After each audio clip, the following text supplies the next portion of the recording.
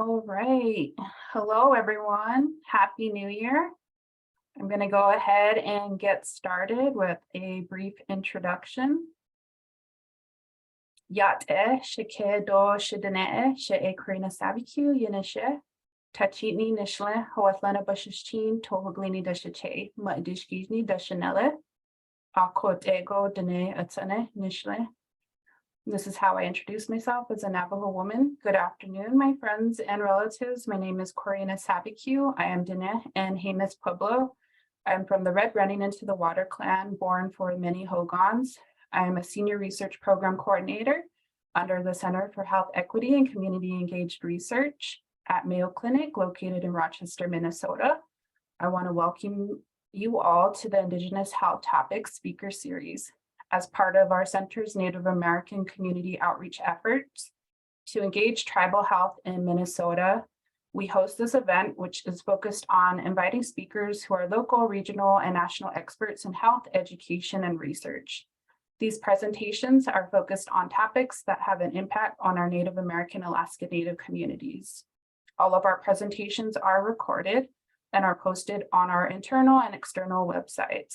I want to thank you all for joining us today to listen and learn. Today's guest speaker will be more of a discussion format versus a presentation. Before we get started, I want to go over a few housekeeping items. So we will have time at the end of the presentation for questions and answers. Please add your questions to the Q&A or chat, and we will get to them at the end of the presentation. But since it is more of a discussion format, feel free to add questions throughout the talk.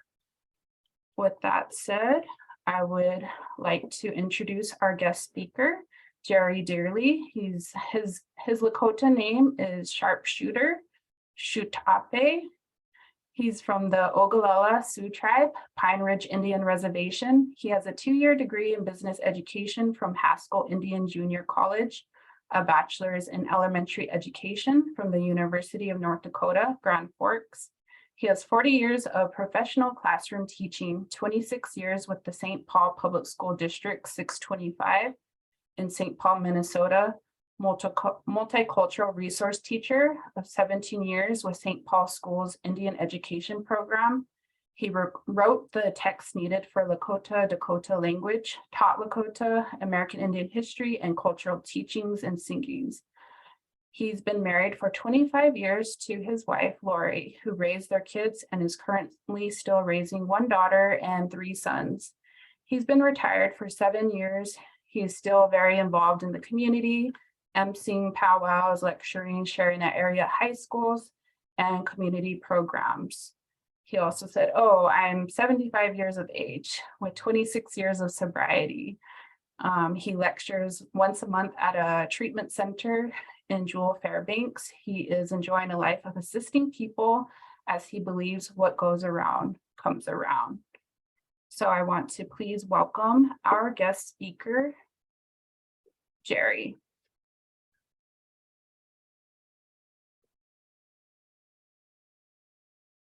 Oh, I think you're on mute there. Let's see.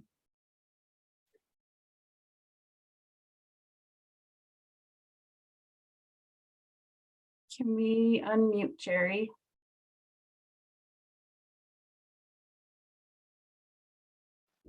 We've asked him to unmute. Get a little help. I'm gonna grab his tech person here, his wife.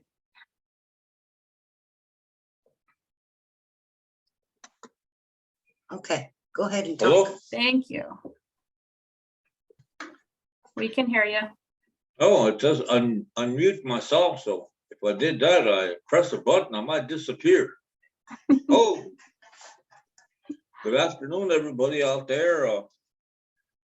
Michelle is got Lakota, Chatawastia, Donald Lakota, Anahu, Nakabheji, Chatawastia, and a pair of cheese, Papalo. Lakolia, Tatiwe, Kilana, Yipiaka, Oichunka, Palola, Tretaki. Oichadulo, El Troka. Would like to say a prayer to begin everything as we do in life. And what I said there earlier is I asked people in the 4 directions in this circle to help the young ones like yourself, Karina, and to encourage you through things that you ask of us to do. Today, I bring my eagle feather, and I'm going to say a prayer to the 4 directions to begin everything. We have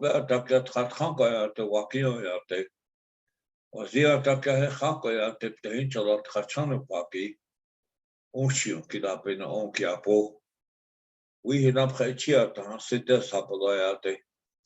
We are washing as a shite, China, Pinawa, Lakapiki. It took a hot again, how out the one of the home, Kamala Kapiki, Chakon, Sap, Peter Hampo. Machpia Takela Kantakan, Makataka, Jimaka. The Presto Talilu, Nichapiki, oh Kiapo. Yeah, particular Wopila, Chicha. Or Chituolo, Mitakuya, Oyaski. And once again, I want to say my good foreign language, sometimes I forget, say things that sometimes I don't want to say. So in our language, you have no cuss words, which you just heard me expound as in prayer. And our first language has always been how I grew up on a reservation. And today, just starting with that prayer kind of makes people feel at ease, because one of the things that I always say is organized religion is for people who don't want to go to hell. Spirituality is for people who've been there. And that's a part of what we call the 650 nations as once was across Indian country. And then the government with many the acts in many places and many different parts of our history has put us on reservations. And as my good friend, he's passed away, Floyd Red Crow Westerman, he used to say they put us on concentration camps like they did in Europe to all those other people they did that to. And I think he was referring to the Jewish people. So as I begin my life, I was speaking with our host here today earlier, and I said that I was born on a log house on a reservation and a big snowstorm. So we couldn't do anything. So about a week later, we finally dug ourselves out. We went to the Indian Health Service. Now they call it Indian Health Board, I think, different places. And then I became, got all my shots and became a registered Homo sapien or human being here.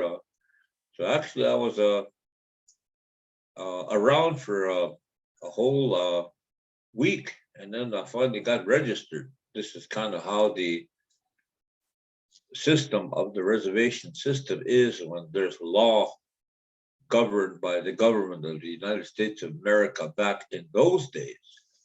And I was born on a tough time in 1948 and on the Pine Ridge Indian Reservation. And some of the many things that happened to me there was today I'm sitting here, I have no diabetes. I don't have a problem with that. Or I don't have issues with diabetes. I believe that today the perspective of our health and our food that we ingested is very important here to this presentation. And one of the things I do know is like Guthrie Kapisawa, he's also an enrolled member of the Standing Rock people. And on the South Dakota side, a place called Oglala area, and the South Dakota side. But I know that for one thing, I don't think he was raised in the reservation setting. And but he is an enrolled member, and he works in colleagues with Corina. There are colleagues together in what they're doing today. So my perspective is I live here as a cosmopolitan Indian today, here in the greater metropolitan area of the Twin Cities, and I'm talking about how I grew up and what did I ingest and how come I don't have diabetes. It's kind of interesting because that's killing a lot of our people. A lot of our native people indigenous to this land are dying because of that illness. And a lot of people have made a lot of researching discoveries that it could have been one of the causes was the commodities that they gave us to all the 650 nations back in those days, probably less now, tribes and nations of people and all the reservations in Indian country, in South United States anyway. But I used to remember also we used to have a shack full of commodities, and for me at the age 9 or 8 or 9, my dad, beginning back in those days, he worked on the highway construction area. He was a carpenter. And one of the things that he did was he was always on the road. So I became a man really fast. Probably 8 or 9, I had to learn how to go get the wood, chop the wood for my auntie, which my dad made a log house for her, and then a log house for us, my 2 sisters and myself and my mom. And I had to haul the wood back, and then I had to chop the wood, for our firewood, because we had never had no electricity. And the water, we drank creek water, and I had to take the horse and a big old metal, it's kind of like a big old container to go down there and fill it full of water. And I used to have a wagon that the horse and I did that. So for my aunt, for us, my mom and myself, my 2 sisters who were in boarding school at that time. So I also learned how to drive during that time. But I also know that my dad gave me a single shot 22, and I went hunting. And the interesting part of bringing food back is how do you bring food back? You have to catch the food first, or something like that. And I remember shooting a pheasant, and with a single shot 22. And I was pretty good at that too, because you don't need a big old shotgun of some sort. Nowadays they do that. They blow the heck out of that poor bird. I don't know how people eat it, but for me, what was kind of fun was I'd wings a pheasant, because my dad said they only flew in one direction. So lead it and shoot. And that's what I did. And once I knocked the pheasant down, I'd go after it.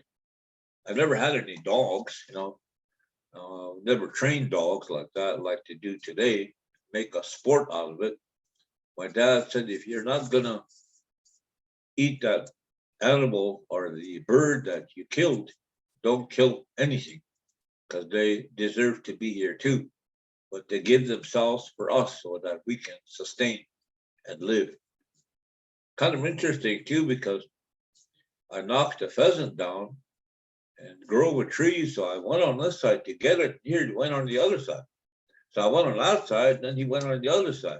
So this is kind of how it was, you know. He'd go on outside, I'd go on this side. I'd switch around, go on the other side. He'd be on the other side.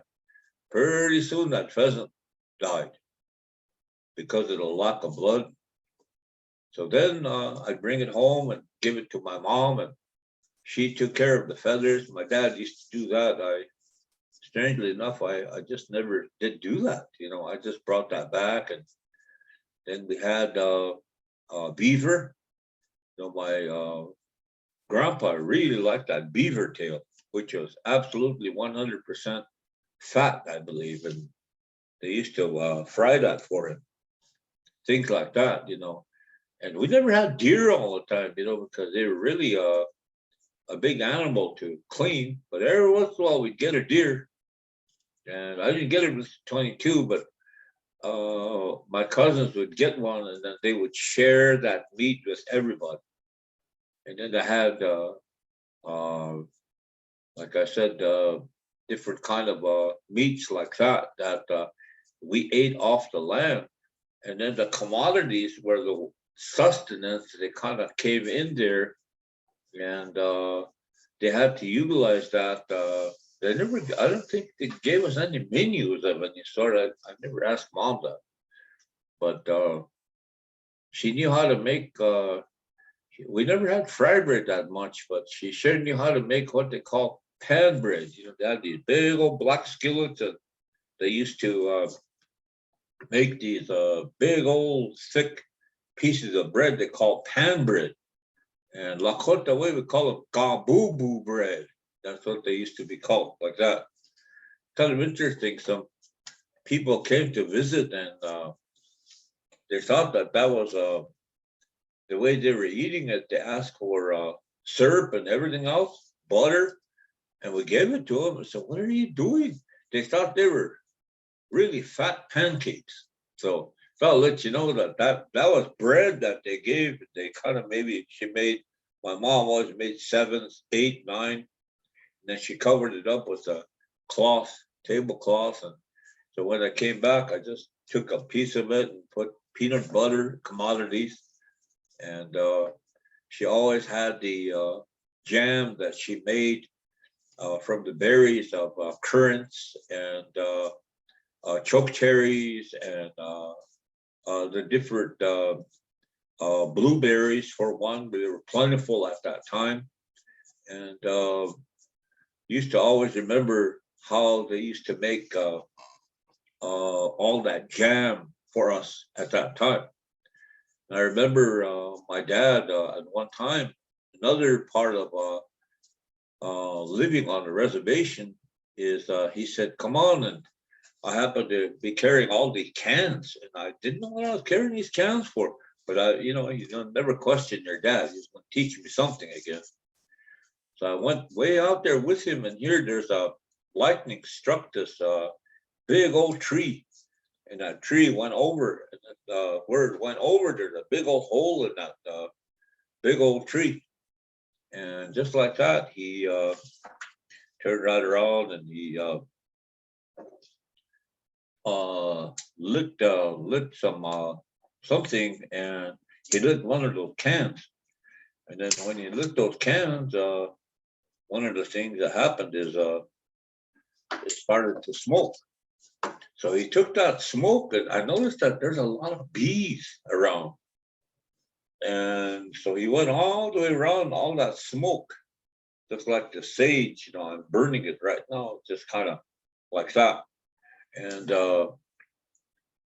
next thing you know, he said, "Well, it's almost about time." He said, "because there's no bees flying around." What he did was that smoke was what put the bees to sleep. And what he did was he waved all those bees out of the way. And right on top of there's a big piece of something. I was looking at it. Here is a piece of wax. So what he did was he had this big old metal thing, and he was poking a hole in there. When he made a big old hole in that wax, then he got one of these smaller buckets down in there, and he pulled it up. All that was honey. So that's kind of how we got all that honey out of there. And then the other part is my dad took some, and we had a little wagon, so we put all that in there. We took that home. So that's how we gathered honey on the reservation. And of course, we had blueberries, and we had, I think I mentioned that, currants, and we had choke cherries, and we had the different things that are around the area. You know, fish, of course, was another one too. Had a lot of fish, and these are some of the things that we ate off the land. I really do feel today, my belief is, I think that because I've ingested and I lived off the land, that's why I don't have diabetes. But my mom and my dad never had diabetes. My uncles and my aunties never had diabetes. My grandma and grandpa never had diabetes. So these are some of the things that I share with you, that I think that it's how we all eat that causes some of these not so good illnesses that come about. So kind of in that way, we complemented all the food that we got, because we didn't have no refrigerators. So what we did was, when we got some kind of an animal of some sort, my dad made a cellar, and inside there was really cool. So we put all that in there. I had a auntie that lived about maybe 2 miles away. She had a milk cow, a Jersey milk cow, black and white cow anyway. And then what she would do is she would bring over milk, big old jars of milk. And then she would trade those big jars of milk for salt, pepper, flour, baking powder, things like that mom gave her for the milk. So then we would put that in the cellar to keep it cool. And then there was my milk that I needed for the cereal we got from the Bureau of Indian Affairs commodity program. And of course, that was kind of how I lived. And then, of course, I was always working on a day like this, a wintry day here in St. Paul, Minnesota. I'd be happy to be outside. I'd be out hunting or getting water, or maybe I'd clean off my basketball court, and I'd be shooting buckets out there. That's kind of what I did. My cousins would come over, or else we'd go horseback riding. And with the 22, there's a lot of things we could kill back in those days. You just had to be real smart about what it is you're trying to kill. We did have a 30-30 that I think we used that for like deer, but they were really hard to bring back. But once we shot a deer, we dragged the deer all the way back. We ruined, of course, the hide, but that wasn't the sole purpose of it. Purpose of it was to get the deer. Once we dressed the deer and we gutted it out, we hung it out, and then we brought it down and we skinned it. Then my job was also to take the horse and go give some deer meat to a grandma and auntie and uncles, the little cousins that lived over there. We'd share all of that. So we knew that these are some of the things that we ate. And so it was really good that some of the things that I love to eat. And I never had pizza. I never saw pizza in my life. There's not even a word for it in our language. But when I was teaching language over here, I made a Lakota word for pizza. Maybe I'll get into that later on. But it's kind of funny, but kind of has something to do with a couple of Indians that never saw that before. But some of the things about that is I went to boarding schools, and then we really didn't know what they were feeding us, but we sure ate a lot. We ate with our BIA foods. They had a lot of cooks, and some of my aunties were cooks, and some of my details as to wash dishes. So then I'd find out how they cooked breakfast and lunch, and then we'd get on our buses and come home, and life went on. And this kind of went on all the way through my elementary days, and then I was a pretty good athlete back in those days, so I played football and basketball. So I stayed in a dormitory in Pine Ridge. So that's kind of when I began. My parents, I know they were always working. My dad was always working, so he said, I can't take you to practice every day. So that's why I went to the boarding school, and that's kind of how I started playing football and basketball and baseball for the Pine Ridge Thorps. Ironically, Thorps is Oklahoma Indian, well-renowned 36 gold medals, I think, with Jim Thorpe. But he was our kind of our mascot name, Pine Ridge Thorps. So I didn't even know what that was until I went to high school, and then I started knowing a lot of the different native books that were out there. And in high school, I just never had any native teachers. I think we had one or two, and I never saw a black person before, a hasapa, until I got to high school. I know the English teacher was a 9th grade teacher. She was black, mean woman. And then a shop teacher, really a nice guy. So we kind of got along with them, and that was it, And then of course we had, I think, about 7 white kids, Washichu kids, that we were lined up to be their friend. There was no racism, prejudice, nothing. We actually devoted our time to making them feel good being our friends. And that's kind of how I grew up in a Lakota. And then there were other tribes that came in and stayed at the dorm from Idaho, and then New Mexico was another one, and Washington State, and Minnesota. There was some Ojibwe. They were called Chippewas back in those days, but they all stayed there. They all came to school there. But those are kind of things we did. Once again, same thing. We lived off the commodities that they fed us every day. But the food was a little bit better than what I experienced in my elementary days, high school. That's where the green eggs and ham came from. If you guys remember that part, maybe not, but maybe too young for that. But that's kind of how my thoughts were on the ingestion of the different foods that I grew up eating. And then, of course, some of the many things that we did was I still didn't discover pizza.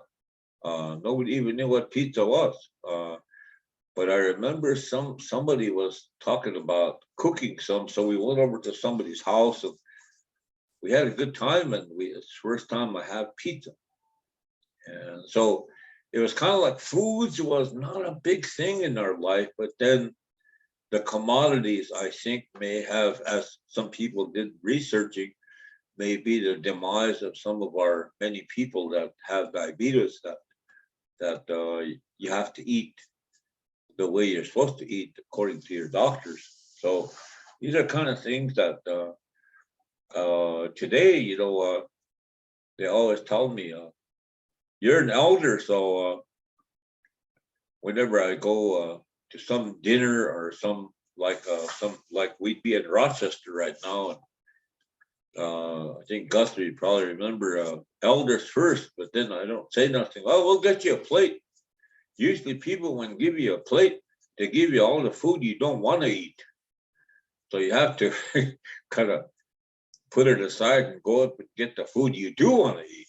But the part of that is, for me, I never had any issues with food because I'm not a diabetic, so I can eat ever since I was a little kid. All the things that I've eaten, I eat today. So these are kind of things that I'm so fortunate of not having that diabetes that is all over our reservation. I do have a, my Ojibwe wife back in the day. She's no longer here, but the three children we had together, they had diabetes. And that might have been how my son and my daughter passed away too.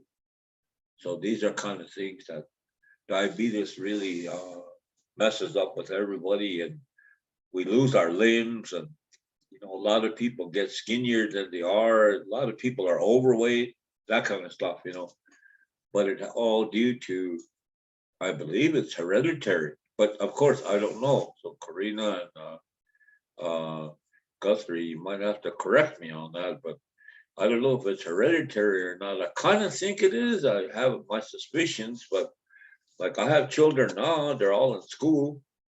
They're my grandkids, and then we adopted them. So now we have 3 kids and one older one in high school.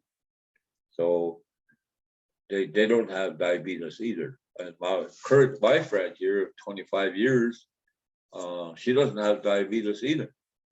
So we just eat everything in the whole world that's good for us, that kind of thing. And one of the things that the Pine Ridge area that I'm talking about, they have a new hospital there now. And the old hospital is where I remember going up there, and that's the only hospital we ever had. So a lot of people, they had to come to the clinic.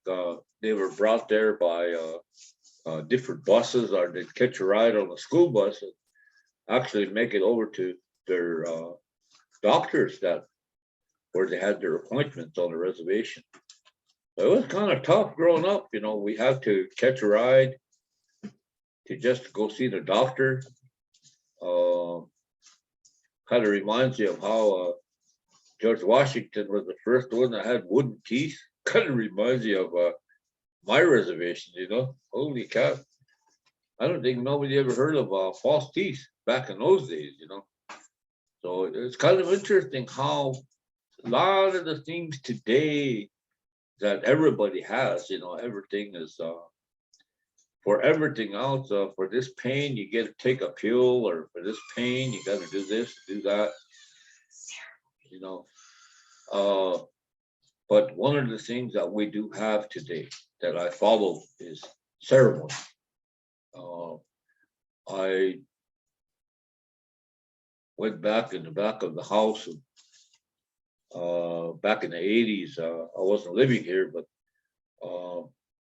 we still have our ceremonies here, and our ceremonies is Sundance, and Sundance is we don't need any kind of drug or anything else like that to get ourselves high so we can see Creator as we think. So no, we don't do that here.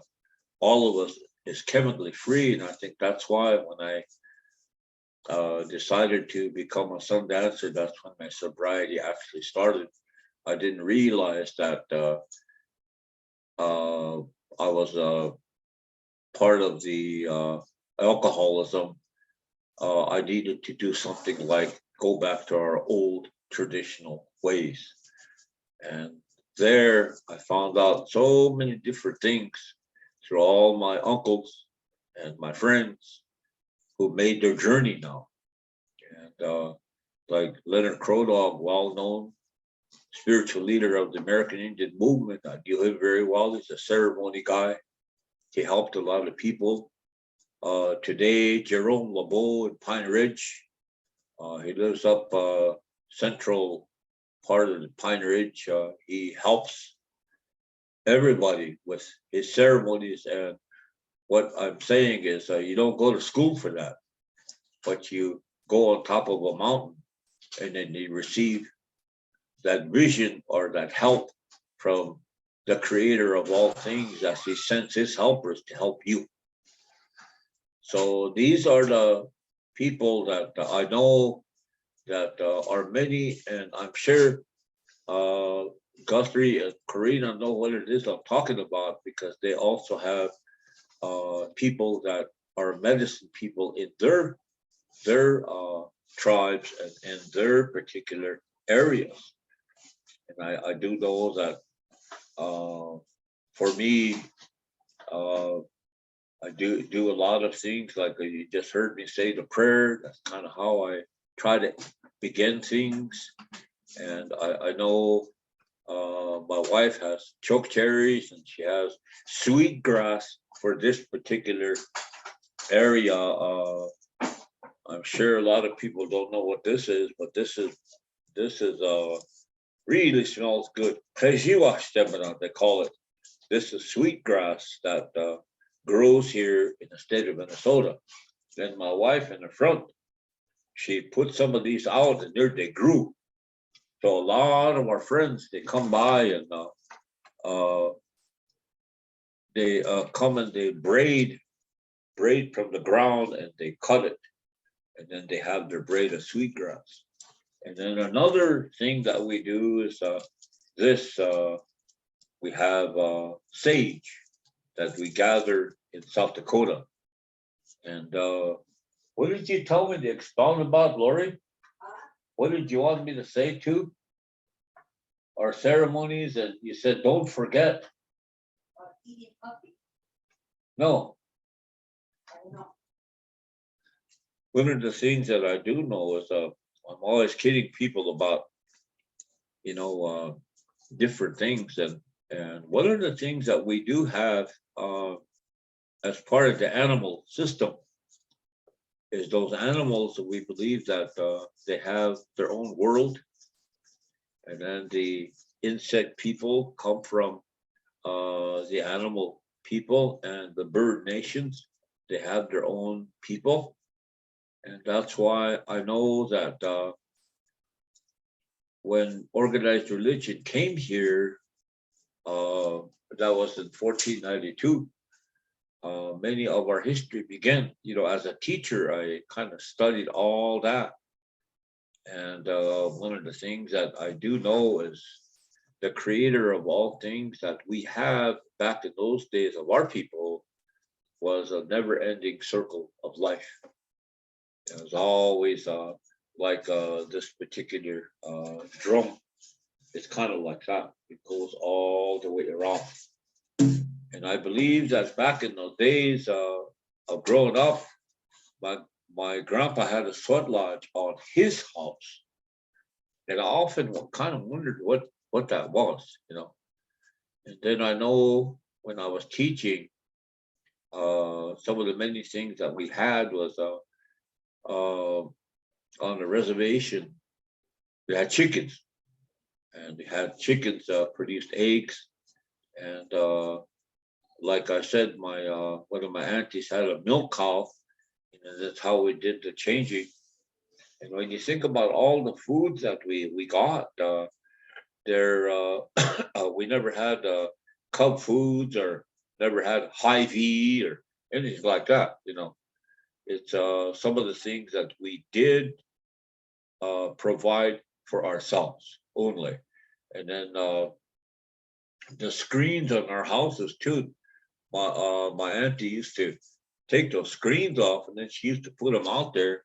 And then what she did was, when she got choke cherries, she would grind the choke cherries, and she put them in patties, and she would put them outside. And then she would put them on those screens, and then she would cover them so that the flies and the birds wouldn't eat on them. She would cover them, so that's kind of where they would dry. Once they dried, then they would put them inside, and that's what we had for like wintertime. We would have choke cherry soup, or we would have something that had choke cherry jam, or all that we lived with off the land. And I think that this is one of the many things that we don't know about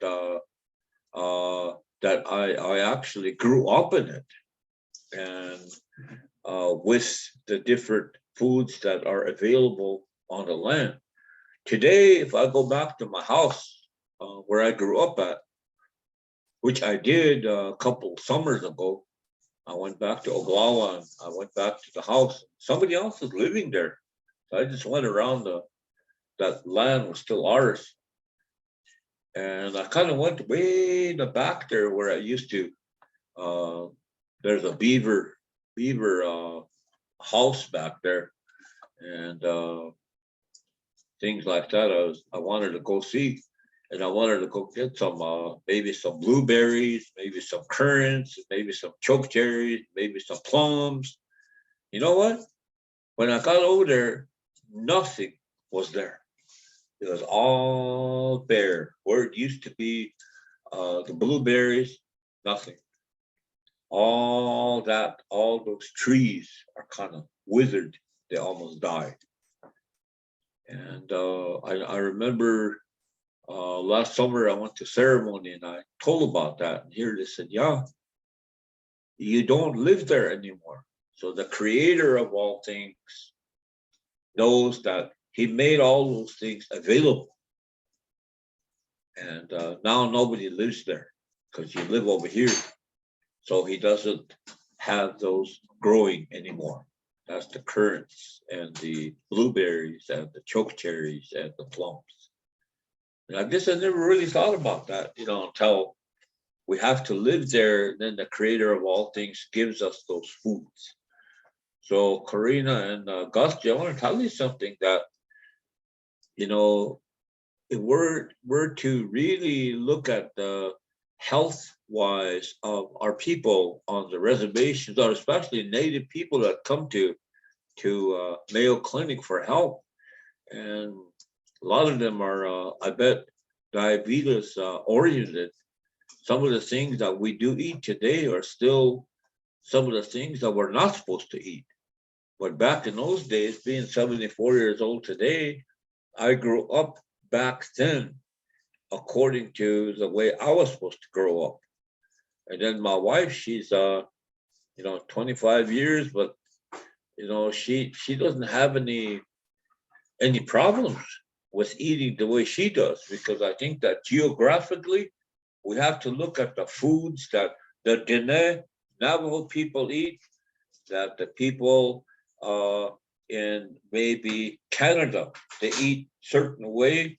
And then in South Dakota, where I grew up, we ate the way I just told you.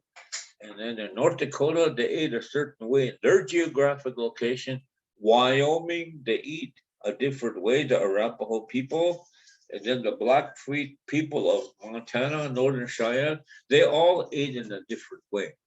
And I believe that they lived off the land. They lived off the land with the vegetation that the creator gave to them.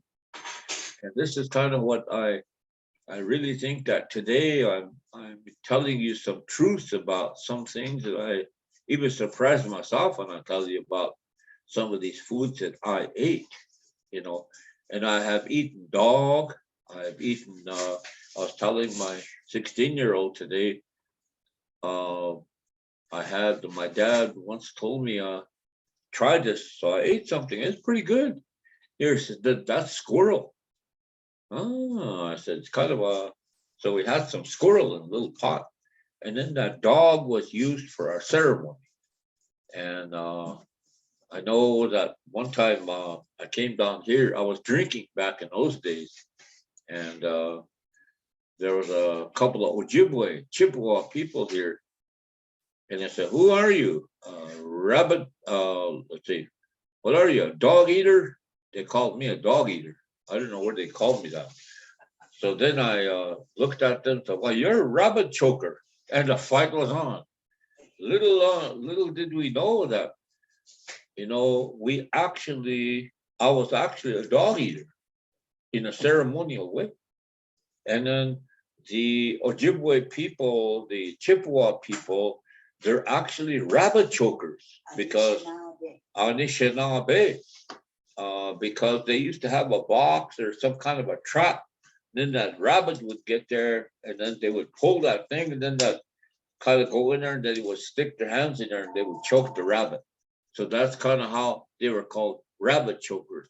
That too was from my good friend, an elder, Mr. Lightfeather, told me that this is how we lived. And they also lived here with wild rice that grows here. It's the only place in the whole world that it grows. And then this is where we have the maple syrup, that the sugar was made from all that, maple syrup just lives here. We have, when I was with the Red Schoolhouse and Heart of the Earth Bible School teaching back in my early AIM school days, I was teaching at those AIM schools, American Indian Movement schools. I went to a fish camp. I went to a maple sugar camp. I also went to a walrus camp, this area. And they eat a lot of deer here, walleye. This is all the geographical things that they eat here in Minnesota. So I'm kind of thinking that if these are some of the answers and some of the suspicions that are positive that you're thinking about and living in a solution, I do believe that living off the land has some merit to it, because the tribes that lived on these particular areas, like here in Minnesota, they lived off the land too. That's kind of how they lived in their ceremonies of the Midewiwin people. And this is why a lot of our Native women know how to cook that really, really good. They know how to prepare the different kind of white fish, the different kind of fish that live here. But it's kind of interesting for me to say that and expound that to you, because I think that geographically, Corina, I think you guys had different things like that you ate in your particular Southwest reservation, which is huge, as in Diné and Navajo. You guys all had your own particular staples of food that you existed on. So I think that might be something to think about, Corina and Guthrie and everybody else that is kind of listening to what I have to say and just growing up that way. And I do know that as I traveled from time to time, I was up in what they call Arlee, Montana, as porcupine singers, and we're sitting there and we got kind of starting to get hungry. So we went over to this one stand, and here they said they had burgers. I said, that's it, we're gonna have a burger. And so when we got the burger, holy cow, that bread was hard. The outside bread, the inside of the bread was really soft. Kind of reminded me of that pan bread I was talking about. Oh, that was soft, but this one here's a little different. And so we kind of cleared the top part. You're supposed to eat that, but I guess we were in Montana. So we just ate the whole thing. And that meat was really good too. Thought it was good hamburger. All that time we were eating elk meat.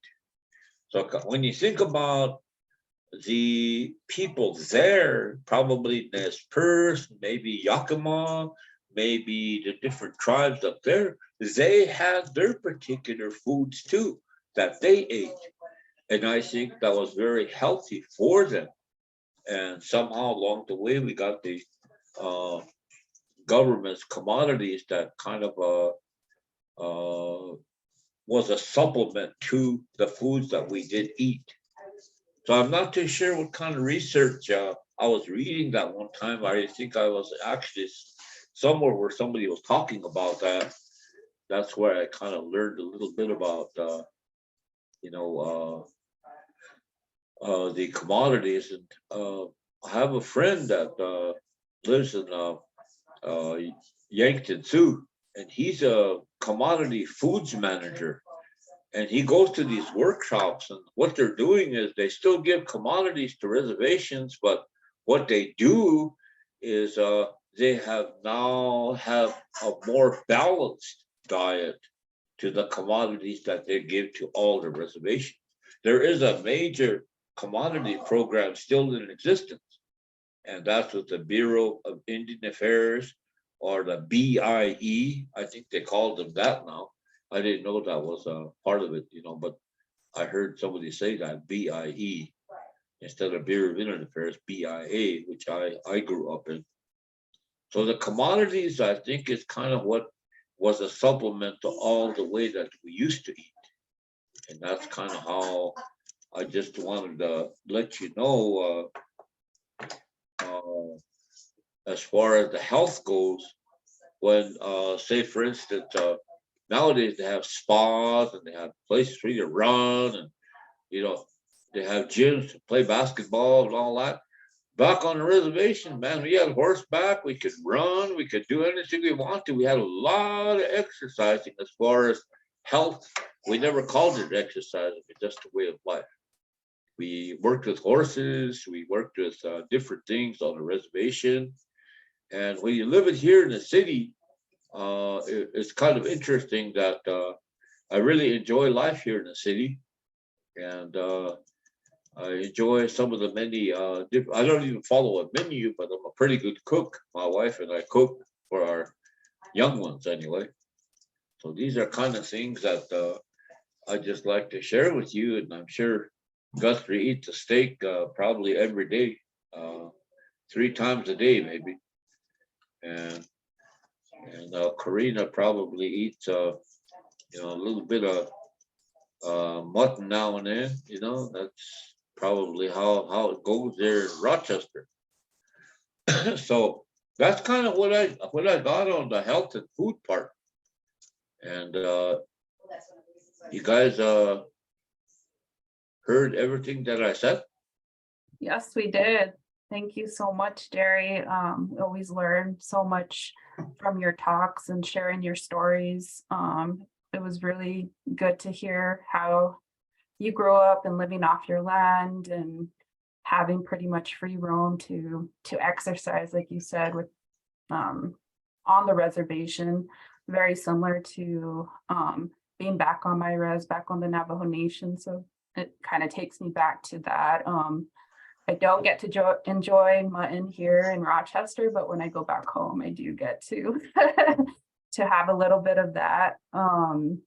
Thank you for describing everything. I just wanted to see if we had any comments here. I know there was there anything in the Q&A? There is one question about the Little Red Schoolhouse that you were mentioning, Jerry, from Cassandra. She was asking, was it related to AIM, and what was the purpose and mission of the school? Of the school? Yep. Well, actually, when I got here, remember that 1972 was the Indian Education Act. That's when we could actually get into education.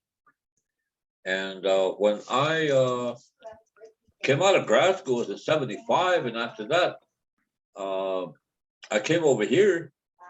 I hitchhiked here actually, and with my friend, she's a Potawatomi Indian. She led me to Red Schoolhouse. She knew about it. It's on what they call Frog Town nowadays. It's on Thomas and that area. And the school's still there. I was over there, I think it was last month. I was just trying to find out if the school was still there. It was there. It's called the Red Schoolhouse, not the Little Red Schoolhouse, the Red Schoolhouse. So the Little Red Schoolhouse, I think, is part of some other story, I think, but it's called the Red Schoolhouse. And a lot of our native kids did not know their language, and they grew up here in the city. They don't know their culture. They didn't know their history. So what Red Schoolhouse did is they began to teach about the history through ceremonies, and actually the Red Schoolhouse taught K-12 a curriculum here in the state of Minnesota, but also along the way, every one of the relationships. I had a lot of nephews. Hello, nephew, how you doing? Hello. niece, how you doing? You know, I'm your uncle. You know, hello, grandpa. You know, how, you know, we would say that to each other. I don't even know some of those names that some of those people were because of my friends. And what it was the camaraderie that we were missing here in the mainstream that nobody taught. And Red Schoolhouse at that time was in a very prejudiced neighborhood on Thomas. And what that did was it taught fish camp, wild rice camp. We would go to maple sugar camp. There would be certain classes that would go over there and spend like a week or so learning how to do that. These are kind of things of the soul thing of the Red Schoolhouse and Heart of the Earth Survival School on Dinkytown area in Minneapolis. That was kind of the to kind of give back to the native kids that were growing up here some of their culture and history, what these schools were. Today, that's not happening. Does that make any sense?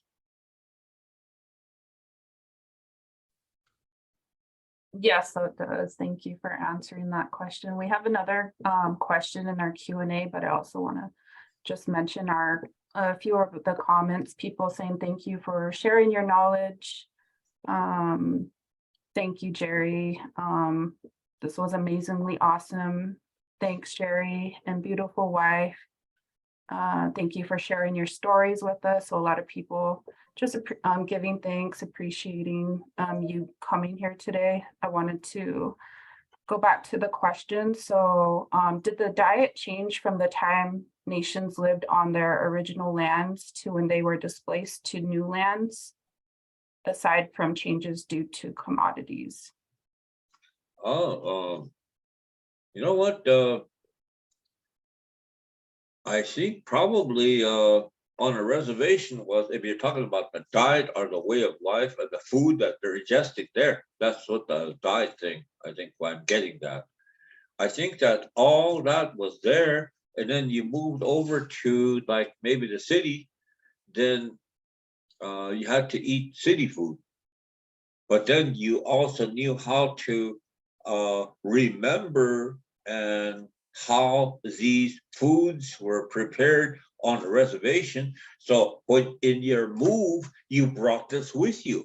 Karina, I think that right now you probably have some Navajo food that you're waiting to get into sometime, you know, when you get home, you know, that you brought from home.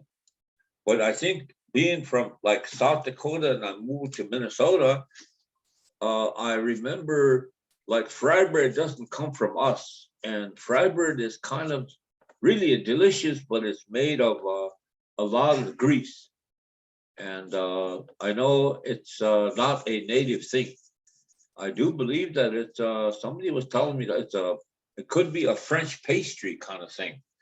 And we got flour on the commodities that we got on the reservations, and I know that that flour was used to make bread and was used to make the different kind of things that we ingested as far as bread went. You know, I never even knew what white bread was. You know, a loaf of bread, didn't even know what that was. You know, I just knew all the breads that we ate on a reservation. So the diet may, well, you go and you adapt to that particular place where you're living at or you move to, but then you still have all the knowledge of the food that you used to eat. So then you can bring that with you and complement what it is that you're eating there at your current site. I don't know if that answered that question, but that would be kind of what I would think happened.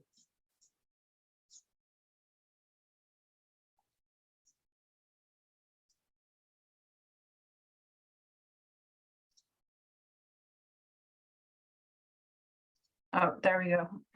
Yeah, thank you for that. So we are at the top of the hour. So I think people are jumping off to catch other meetings and such. Somebody wanted to know if you did have a YouTube channel. But I just want to thank you again, Jerry, for joining us today. We wish we would have had you in person, but of course the weather sometimes keeps that from happening in the winter time. But thank you again. And I just want to let everybody know, if you could please fill out our survey to provide feedback for the speaker series. We will have a lineup of speakers coming this year. Our next guest speaker will be in February. So that will be February 16th. And like I mentioned earlier, all of our presentations are recorded, and you can find that on the internet, or if you're external to Mayo, you could also find that on the internet if you typed in like Native American Mayo Clinic. Sometimes that pops up, and Guthrie just provided the link there again. So I just want to thank you all for joining us today, and we will see you next time. And Jerry, just a lot of people just commenting, saying thanks for your presentation today. Wow, Thank thank you. Wopila.